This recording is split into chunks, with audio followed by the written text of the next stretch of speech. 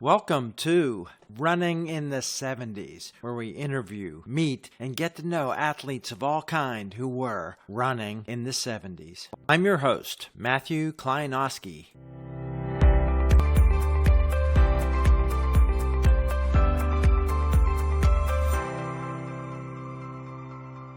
We're back with part 2 to finish up with Ron Wayne. We'll talk about the music running through his head from when he started running and maybe his unconventional diet, along with all the things he's doing with today's world-class athletes. You talked about relationships, and we'll talk about the new thing that you're doing with SMARTeam. Yes. And the next generation and the next generation of runners.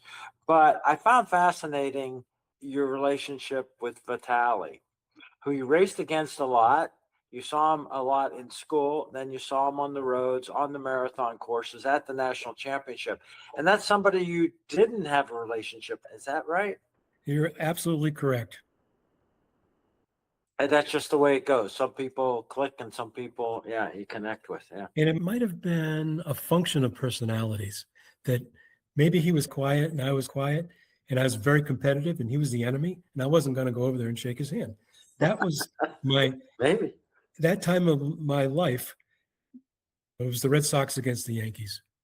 Yeah, that informs us. That's that competition. Then, as you finished your career, was it a gentle off-ramping of letting that go as that comes out of you as you age and get off the other life passages that you go through? How did you let go of that? Yes, 20 years of running, I'd say it was part mental and some physical issues too, challenges, sore groin. I just knew it was time. I was very satisfied with all my accomplishments, and it was just time to move on to the next phase of my life. But I never stopped running, and I'm in year 61 of running. I don't go far and I don't go fast, but I'm still out there doing it, and my weight is still very good.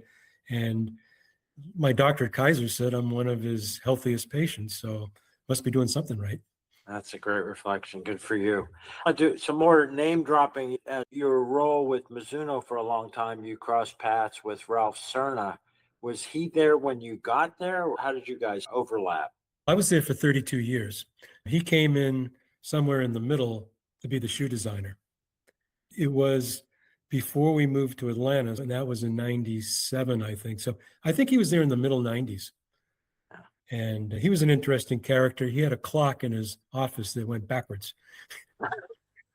He's an artist and a sculptor, and that's another side of different personality. You talk about, we've got a few guys, Benji, he's a tech guy, and Ralph's an artist, and still that competition level is the crossing factor.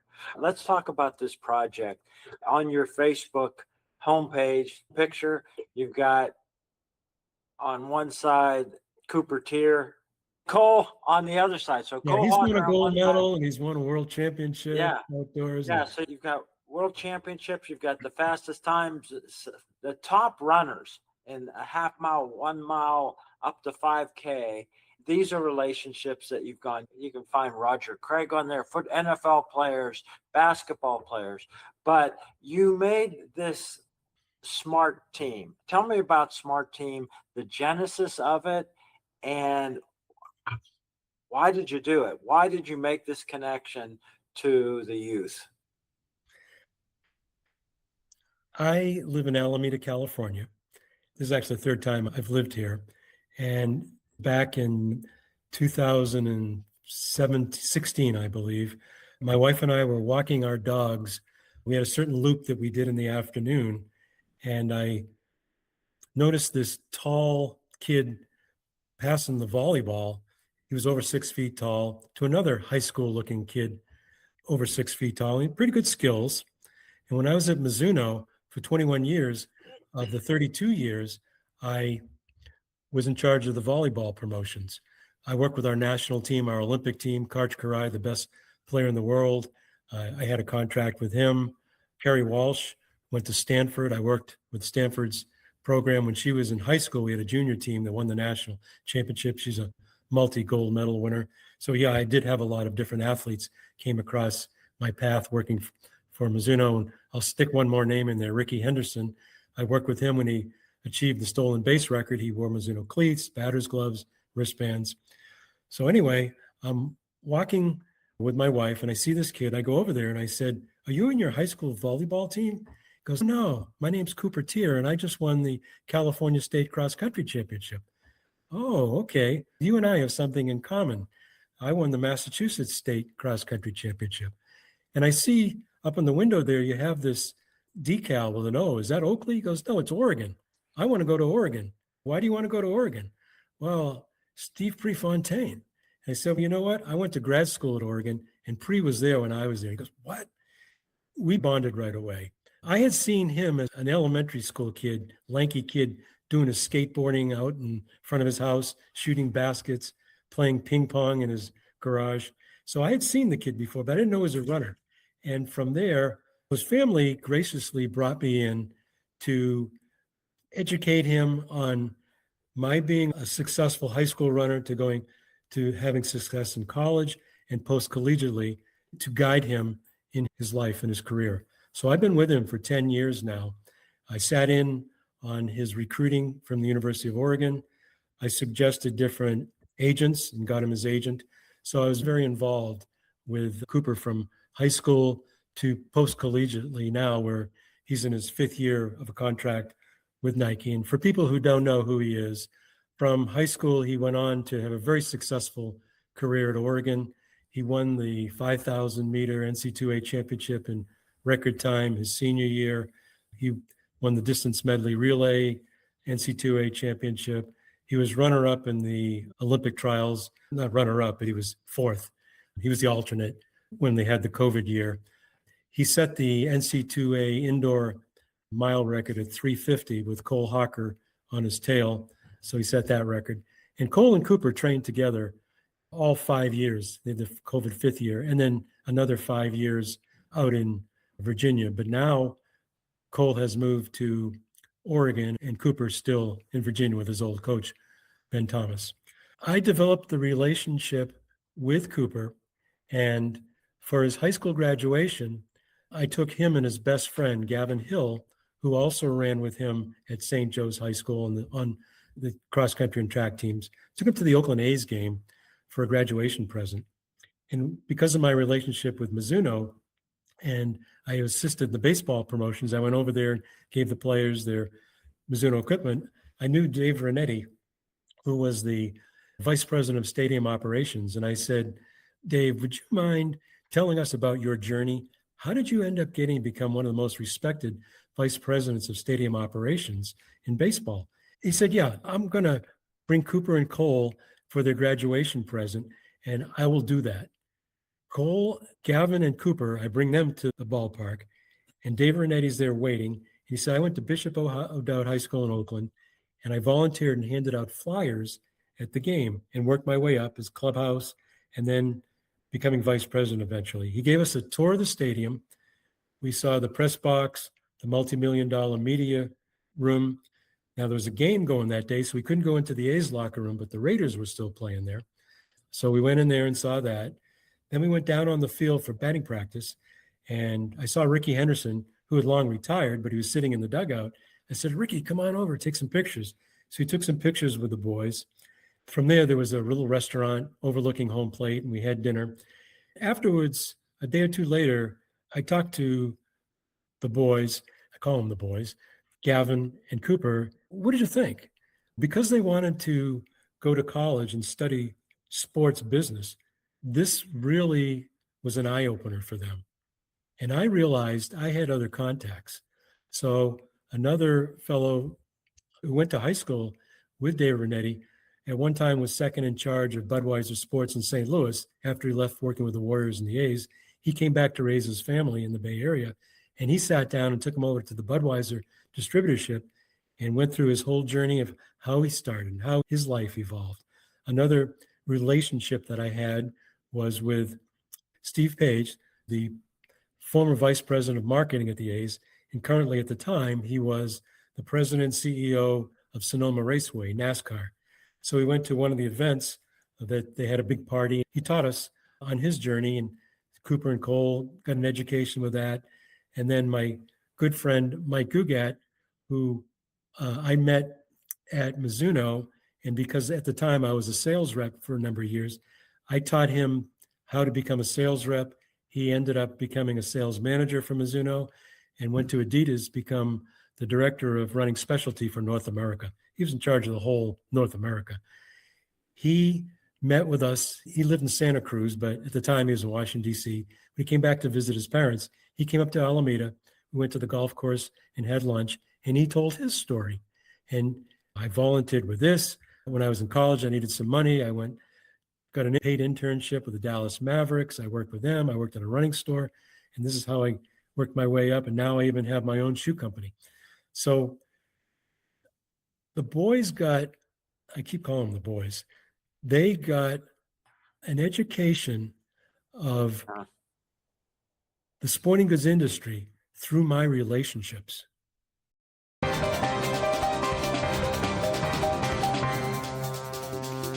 Yeah. I tell you, the people and the organizations, it's like anybody who grew up in the 60s and 70s, like this is like going to Disney World every day.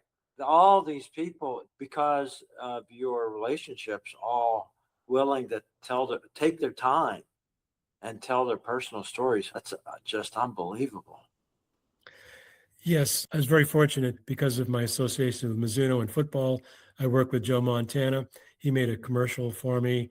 Roger Craig. Roger Craig was the first NFL player to run for 1,000 yards and catch for 1,000 yards. And he just got inducted into the Hall of Fame finally. But he ended up running marathons. And I bumped into him at the NC2A championships up in Sacramento. And I said, Roger, why are you wearing these ASICS shoes? Come here, you got to get into Mizuno's. And he ran marathons.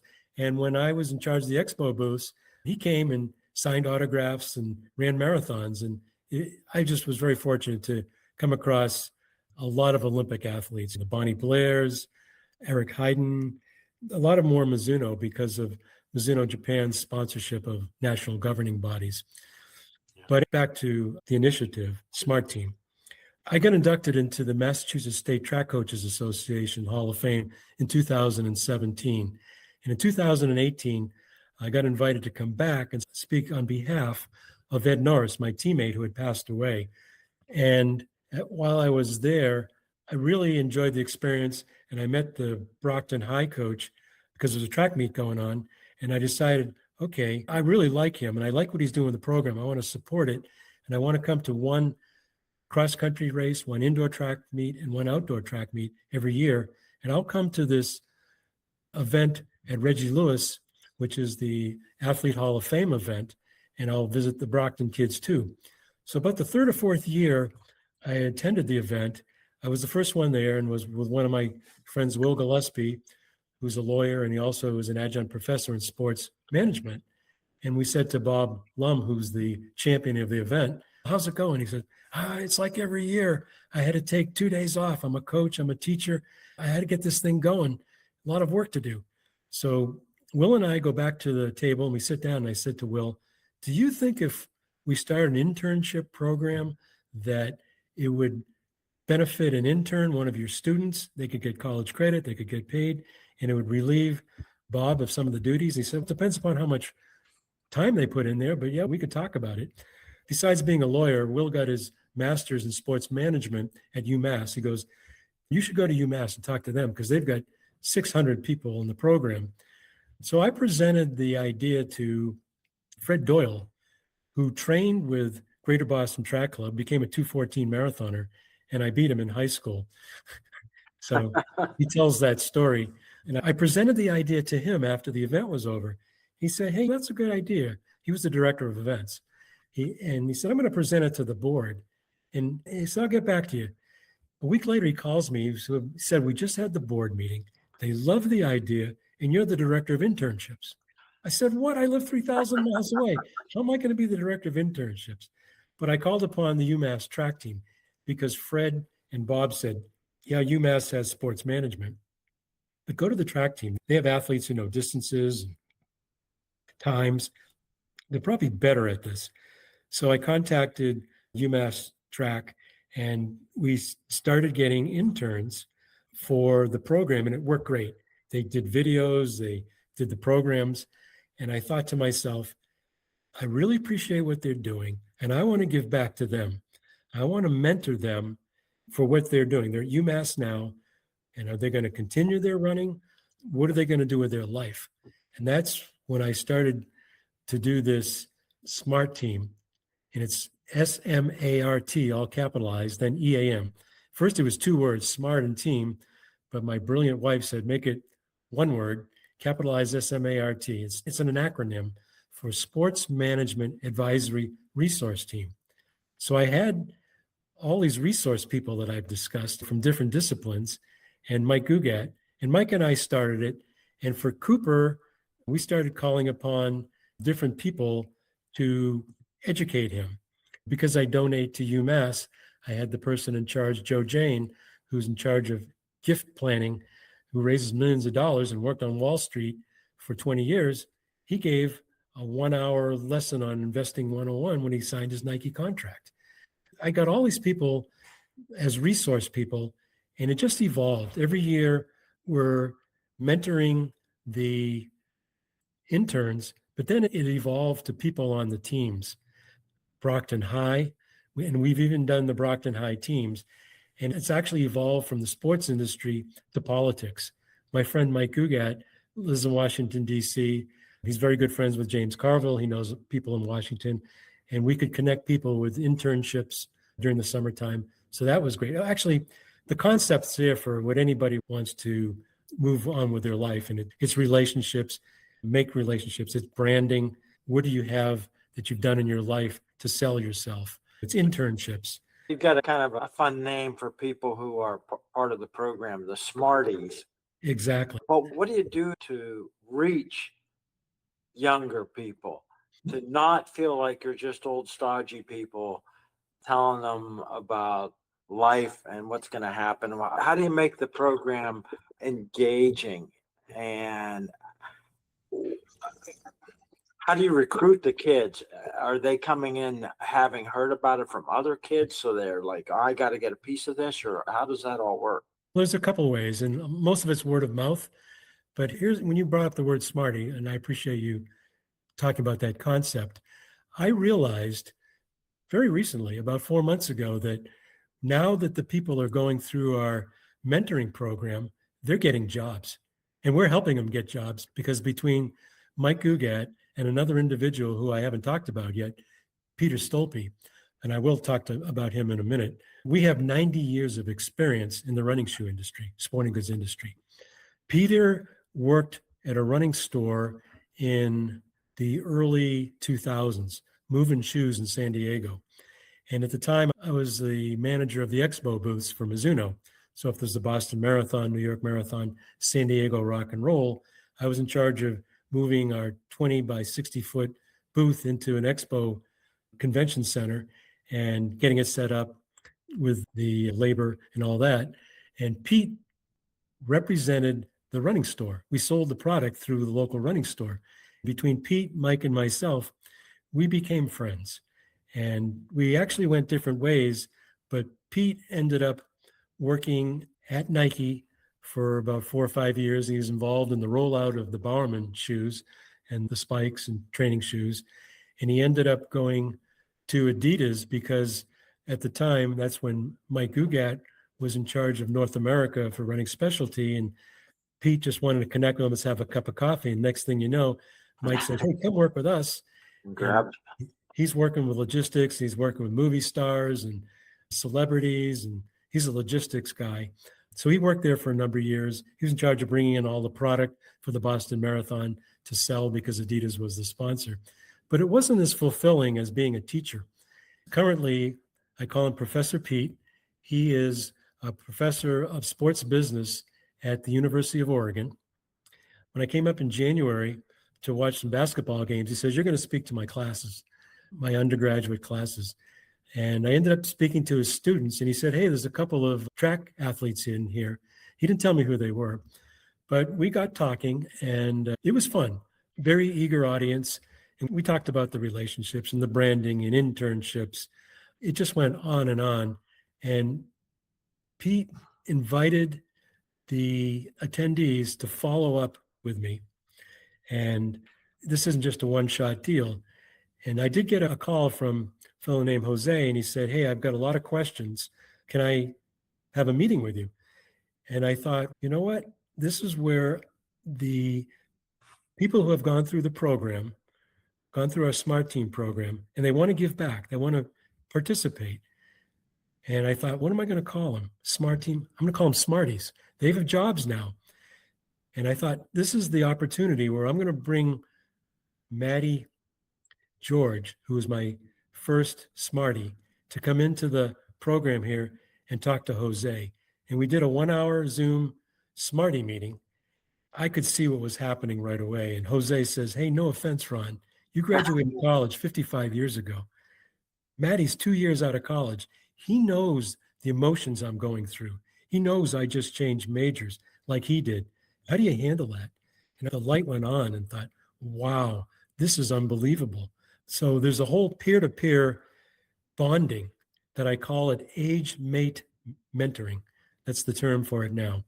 So how did we recruit people? Now there's people for when I talk at the university, they want to be part of it. The two people who were on the track team, I went back to the hotel room. I looked their names up. Holy smokes. This woman, Dahlia Frias, she was the Gatorade Runner of the Year in California. She was the #1 prep miler, 2-miler, 4:35 for the mile and 9:50 for the 2-mile. She went to Duke her first year with a 4.06 GPA, but transferred to get trained by Shalane Flanagan. She was All-American this past year in cross country. What a nice person. She was the first female we ever did a SMARTeam with. Then we did a Smartie with.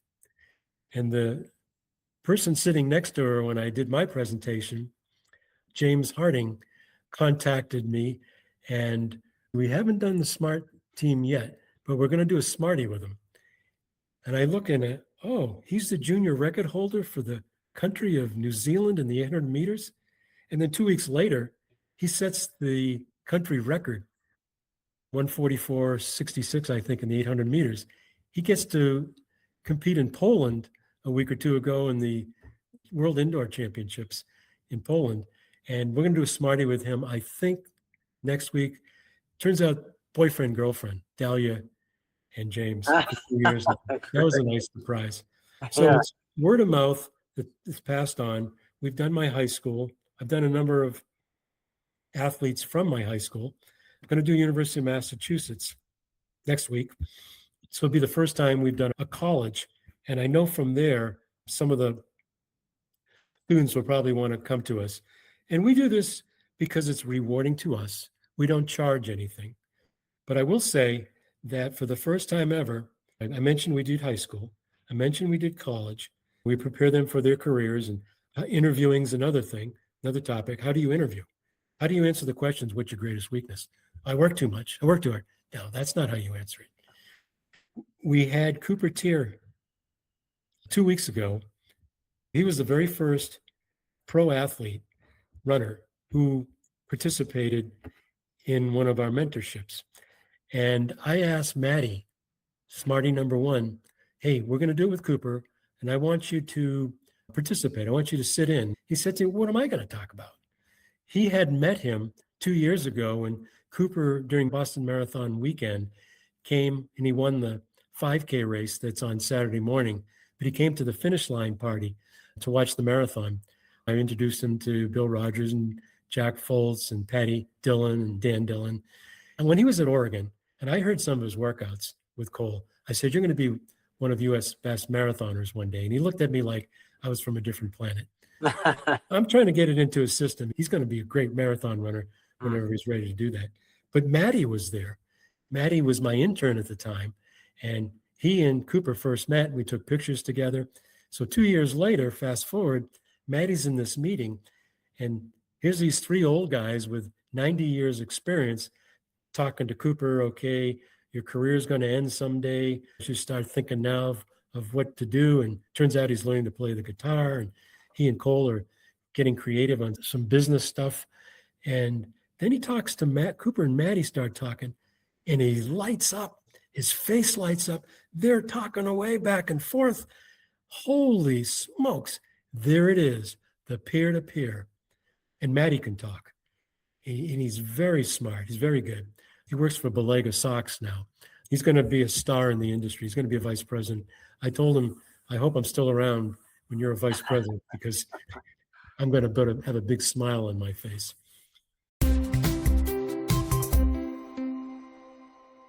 Great way to multiply the reach. It does seem like this is something that, with those connections, is exponential networking that happens. It's very exciting.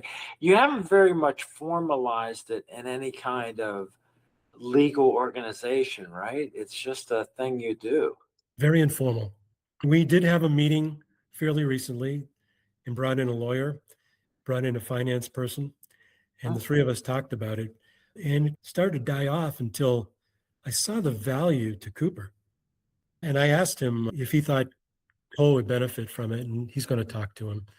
And they could be ambassadors for this. But I don't know. I'm happy just to do with what's going on. It's very rewarding to take somebody who they don't know what they don't know, and they don't know a lot. And then when they're done with us, and Peter and Mike are so smart. Mike speaks Chinese and Peter speaks Russian. And Peter actually thought he was going to be a lawyer, and he sat in at a law office for 8 months, and he was reviewing contracts at Adidas, even though he wasn't a lawyer, before it went to the lawyer, and pointed out all kinds of mistakes. It's just talking to these guys, I learned so much. So the value for what they're doing for these high school and college kids is immeasurable. And we recommend them to our contacts in the industry. And what happened with Maddie was he was in the final run for a job at Saucony, and the tariffs put a hold on hiring. We were a little disappointed about that. But then Mike contacted me and said, hey, there's a job opening at 𝐑𝐮𝐫𝐭, and the vice president of international sales is one of our former coworkers at Mizuno. Hey, do you think you can give Paul Perone a call and see if he has hired anybody yet? And I called Paul. Paul, what's the status of your job opening? Well, we got some really great candidates, but what are you thinking? And if Mike 𝐏𝐭 and I recommend somebody for him to talk to, okay, I'll talk to him. Guess who got the job? And guess who's thanking me up and down? Because the president of the company, and it's a company that owns a lot of good brands, for the first time ever, gave them some recognition that they're getting some good sales and growing strategies, all because of what Maddie and some of his coworkers are doing. And it's fun for us.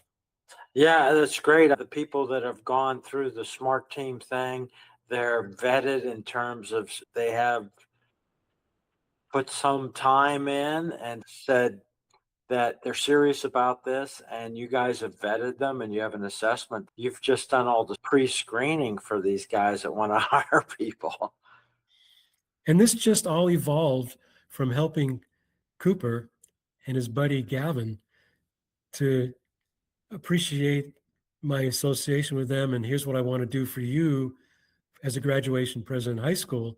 And then I realized I have all these resource people that can educate all these high school, college kids that are very interested in the sporting goods industry or politics or whatever. Yeah, I like to think that you and Cooper would have crossed paths no matter what, but it's a good thing he was out there playing with that volleyball that day. And he had great skills. That's great. We've talked a long time on this, but it's fascinating. And maybe, especially if you get 𝐏𝐵𝐭 on with Cooper, and we could maybe record or just eavesdrop a little bit to get the idea. There may be other people from the era of the 70s who have some bandwidth to put in programs like this on their own. And maybe there's things they can teach all of us, and the world of running is quite different. Maybe we can just get a little bit of their insights on how that is and compare notes and have everybody get a chance to hear from them too. Coach Matthew, you've given me an assignment. I want to just drop some other things in here because the fascinating story of your background. I know when You talk to Jack Welch, he has a set of questions that come up, and some of the things that made it through are the music of the decade. I think you had a soundtrack running through your head early in your running. How long, what was it, and how long did you stay with that? It just evolved. First year of running, I went to join the indoor track team, and I waited for my ride to show up to pick me up to meet the school bus that took us to the meets. And I'd go downstairs and I'd just lay on the couch and didn't realize that I was getting into visualization. And I'd listen to the Rolling Stones or the Beatles, and it was mostly the Beatles. And I'd see myself running the race. And by the way, I taught Patty Catalano Dillon this visualization thing. And there's a movie coming out, and I was supposed to be in the movie that I was the one that taught her, but the director had the rights to change it. But I taught her that, and then I ran the 15K championship, the Cascade Runoff, and she wins it and sets the American record. And she had visualized herself running the race the whole night before. She didn't even sleep very much. She was into this visualization. If Patty, when she gets into things. So I know I'm getting a little bit off track, but that's what happened with the visualization aspect of me starting in high school and listening to music for relaxation. And it's just something that I did myself. Nobody told me to do it. People do it all the time. You watch the NC2A right now, you watch March Madness, and all the players got their headsets on and they're listening, and pro players have it. Yeah. Another thing I do want to mention is, for the sake of reflecting back, and maybe when we talk with some of the younger people later, is nutrition. You said you ate a loaf of toast every day. When did it come on that you paid any attention to nutrition? Never. I eat terribly. Yeah, when I won the National Marathon Championship, Janet Heineman, who was Tom Heinenen's wife, who was the coach at Oregon, and I was at Oregon at the time, wrote an article, A Toast to a National Champion. He runs on 20 miles a day and 20 slices of bread. And it just evolved that I burned off 5,000 calories, and I was eating white bread, very non-nutritional. And I was at a show in San Francisco representing Nike. I had the Nike shoes there, but next to me was a bread company called The Granary. And it was owned by Bruce Elia, who played fullback at Ohio State and played for the San Francisco 49ers at the time, and his good friend Pepe, Chef Pepe. They're both from New Jersey. They went to high school together. I think Pepe was part of the mafia back then. But Pepe's opened up and owns most of the restaurants in Monterey, Carmel. And they gave me all this healthy bread, cashew, date, and 3-seed. So I graduated from white bread. And every time I'd see them, even when I moved to Los Angeles and came back up, they'd give me 20 loaves of bread and I put it in the freezer. So I started doing it during my marathon training, and I just never stopped. And I'd eat, like, maybe for breakfast, after I ran my 12, 13 miles, a bowl of cereal and 6 or 8 pieces of toast. And I really didn't eat much lunch, but I'd eat dinner, same thing, another 6 to 8 pieces of toast. And when I went to bed, I ate another 6, 8 pieces of toast with some other snack. And that gave me my fuel to run. But I was also eating TV dinners back then. And I was also going to McDonald's. So, and one thing that evolved with Nike, when I was doing the West Coast running promotions, I was involved in giving marathon talks around the country. I had my own slideshow that started with me sitting on the toilet seat, holding a newspaper up, and then it evolved to my diet and my training. And then I had a Nike movie that I would show. Nike had Rules of the Road or the Great Hawaiian Foot Race. It was a great dog and pony show. But I talked about my diet and people just laughed. They couldn't believe it. And the question, do you think you'd run better if you ate better? No, I really don't. And I do know athletes that do pay very close attention, and it's very beneficial to them. So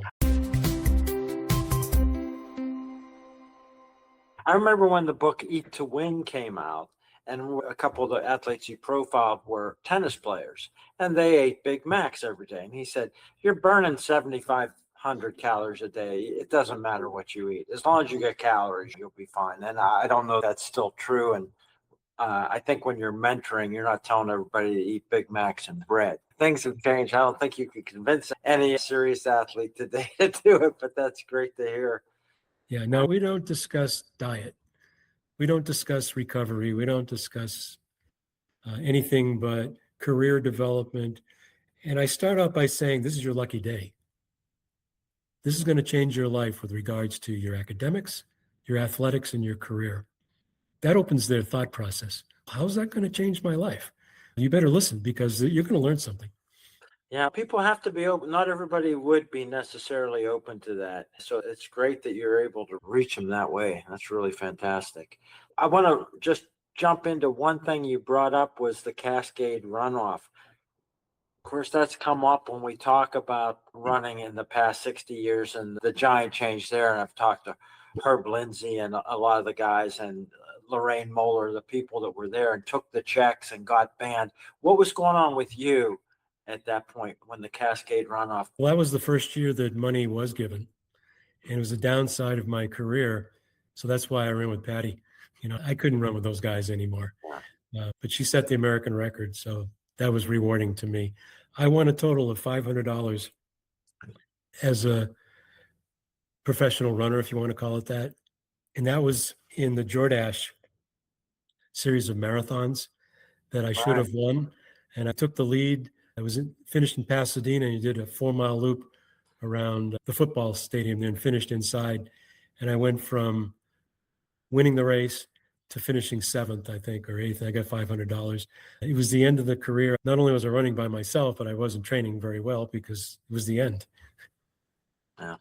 I want to talk, maybe one last thing is, I mentioned that listening to your stories, and as a kid who grew up playing basketball, football, baseball, that too, and becoming a runner, it's a dream and just a fantasy. It sounds like your life has been this fantasy of being able to do a lot of the things that a lot of us would have dreamed of as kids, not on the running side, but on all the connection side you've made. But what was it like with being the top American finisher in Boston, a couple blocks from where you grew up with the newspapers as a little kid, watching a couple hundred people run that race? I have a lot of different emotions. Back then, it wasn't a professional sport. So I didn't realize how important it was in my life to win the National Marathon Championship, be the top American, until 20, 30 years later. Wow. As an athlete, as a baseball player, as a football player, as a basketball player, you wanted to win, and you were programmed to win. And so that was what you wanted to do. And if you didn't win, it was a negative thing. But if you won, you achieved your goal.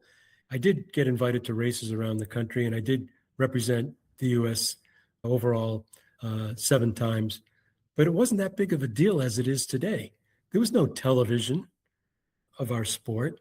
So it wasn't until much later in life that I really appreciated it. And I can talk about it now in a whole different vein than back then. It was more like, if you didn't do well, you felt bad. If you did well, okay, I was supposed to do well. Yeah, it's quite a balanced approach. And like you said, with a long career and plenty of ups and downs and all those relationships formed, it's really a great story. We talked earlier before we started the interview about crossing paths with Ron Hill. I met him and ran a half marathon with him when he was doing his free t-shirt, free tickets around the world in Egypt. But what's your Ron Hill story? Winning a top American finisher of the Boston Marathon in 77, I was given the opportunity to run the Amsterdam Marathon. That race tries to recruit the top American finisher. The problem with that is it's less than 5 weeks after the Boston Marathon. Bill Rogers had dropped out after I passed him on the hills, and he had fresher legs than me. He won the race, and I was 5th, I think. Ron Hill was in the race. He finished a little bit behind me, but we traded warm-up suits. I gave him my USA warm-up, and he gave me his Great Britain warm-up suit. The bonding of, I'm not going to say professional athletes, but athletes at that level, as you can imagine, happens all the time. And the appreciation that we went through the same things of running 20 miles a day and traveling around the world appreciating our sports. We went on a boat cruise afterwards on the Amsterdam canals. I'm with a group of English runners and a few of the other countries, and it was just a fun experience. He's a very, very nice guy. He had an incredible streak. How many years did he run in a row? When I met him, I think it was 46 years that he had not missed a day. Yeah. At least running 1 mile a day. That's just unbelievable. Yeah. And I remember when I think I was in high school or college, the year he won the Boston Marathon, it was 30-something degrees. And I thumbed to get into the course from Brockton. And I watched him run by. And little did I know that I'd be a marathon runner, being able to share a boat ride with the former world record holder. Yeah. And you've collected a lot of things through your professional career and through your elite racing career, and you haven't written a book. Is that something that's ever going to happen? If you're one of my Facebook friends and you see the stories that I used to post, Joe Lamar, who was a Brockton High graduate in 1990, I believe, so he's 20-something years after me, was the New England high school indoor mile champion who had cancer and had his leg amputated his senior year, went on to win a gold medal in the Paralympics. And he's right now the chapter lead for Boston. He always, every time I write a story, and it becomes a pretty long story, when's the book coming out? When's the book coming out? So I actually have all these collection of stories. As we sit here today, there's no plan to write a book, but it's fun writing little collections of thoughts that pertain to my life on Facebook. I've pretty much cut back on that, but there's still stories. I'm going to encourage everybody to have a look at your Facebook page, at least to scroll through the photos and see how far they can dig in and get to some of those longer stories eventually. But it's a great collection of photos. You've had a great career. You're doing so much with your time for the youth now. We have people who have track meets named after them. You've got a track meet named after you. You've got a locker room named after you. How'd that happen? I've been very fortunate to have a successful running career, really appreciate the coaches, my teammates, and so I want to give back. And when I did meet the Brockton coach, John Fidalgo, who was a former principal, so you can see where he's coming from, he really helps the students, not only as athletes, but in their careers. And he teaches business actually at Brockton High. We did a Zoom call to his students and his athletes. That was very rewarding. I want to give back to the program, and I donate money to send kids to camp at Brockton High. Like most high schools, the teams go to camp. And as thank you to me, the Tuesday after the Boston Marathon, races on Monday, I'll go to my high school. It'll be one of the 3 times I visit with the kids, the athletes, and give them a little pep talk. And they've named the track meet after me. Same thing with UMass. I was still in the learning phase of my running career. When you take a look at the whole picture, I'd only run for 2 years before I went to college. And 1 year was just chasing Ed and not knowing what end was up. And then how do you end up becoming a New England champion with only running less than 15 months of your life, undefeated champion? But anyway, I donate to them every year. And there was an opportunity to sponsor the refurbishing of a building, and I donated, and it's now the Ron Wayne cross country rim. So when I do the talk to UMass in 2 weeks or so, some of these people, freshmen coming in, and oh, that's who that guy is. That's that old guy. That's that name that's on the wall. Yeah, who the heck is that guy? So that's how that evolved, and it's all rewarding. Yeah. On behalf of all humankind and young and old people everywhere, thank you for everything you've done. You're a gracious and humble and inspiring guy, and maybe you can inspire me and a bunch of other people to see what else we can be doing more to help today's youth and interacting like that. It's really nice to talk with you, Ron. Thank you for the kind words, and let's see what the future holds. Hey, I hope you enjoyed another episode. Do you have someone you'd like to hear interviewed on the podcast? You can leave a comment on the YouTube channel or on the website, running70s.com. That's running70s.com. Let me know what you think of the episodes, and anyone, including yourself, you'd like to hear interviewed. I hope you enjoyed another episode of Running in the 70s. Voices, stories, and memories of athletes who were running in the 70s. Until next time, wherever you are, keep looking forward and don't forget to look back.